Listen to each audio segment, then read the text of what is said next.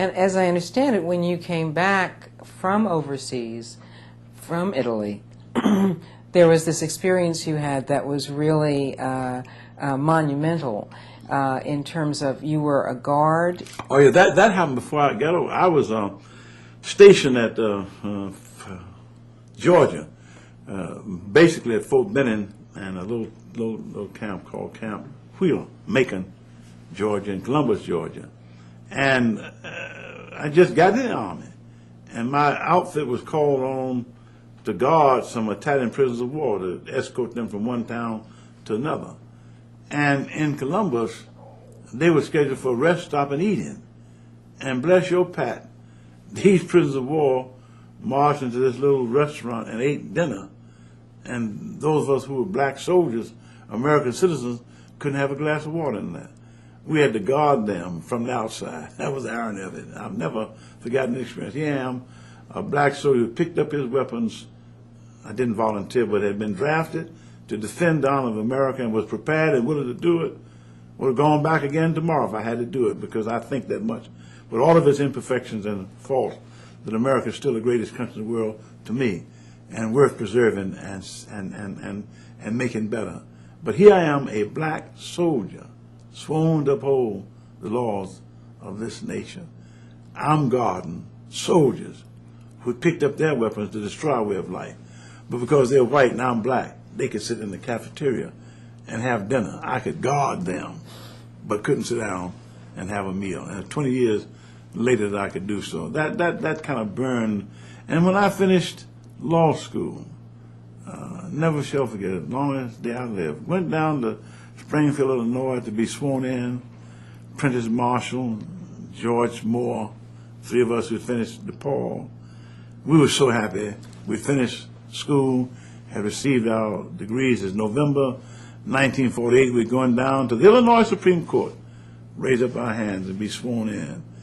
And celebrating that, a little restaurant, tavern, right across the street in Springfield, Illinois, home of Abraham Lincoln, the great emancipator. November of 1948, we decided to have a bottle of beer. And we went into this little tavern and ordered, I hate to call it, but let's say we ordered Budweiser. The bartender said, don't have that. Well, give me some Heineken. Don't have that. We're still laughing and talking. Well, give me, and we called for another brand. They don't have that. Then it dawned on us, this man doesn't intend to wait on us. Now, if you could have seen the bartender, a man who looked like he just escaped from the coal mine, dirty as he could be, if you could have seen this little nasty bar. And finally George said, well, give us a bottle of anything you serve. And he finally said, we don't have any for you and your kind. 1948 in Springfield, Illinois, getting ready to be sworn in, the Supreme Court of the state of Illinois, and couldn't buy a bottle of beer across the street from the Supreme Court. These kinds of experiences leave, and I thank God I'm not mad at anybody. I'm not, the experiences did not ruin me, but America has so much changing to do. And to see white people now, particularly young white men, who feel that they have no part in trying to bring about a change. I've been in debates with them at some of the great schools of this country, and they'll tell you right quick, I didn't own slaves.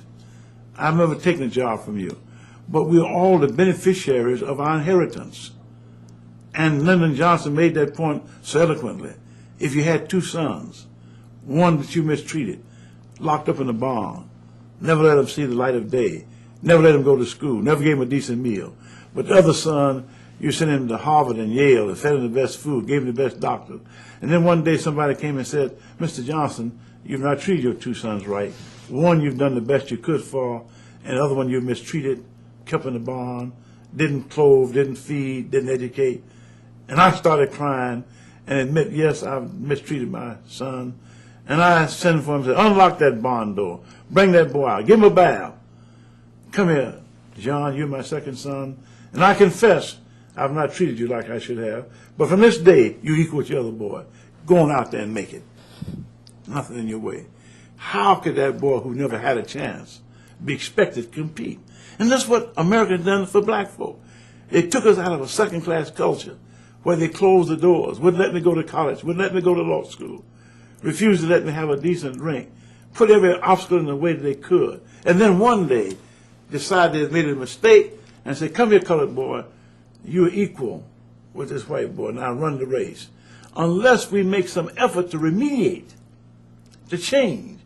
And what is so devilishly hard, what becomes almost a tearache in my heart, the thing that almost drove me into insanity was the people who don't understand that in helping me as a black to make it, you're really strengthening the team.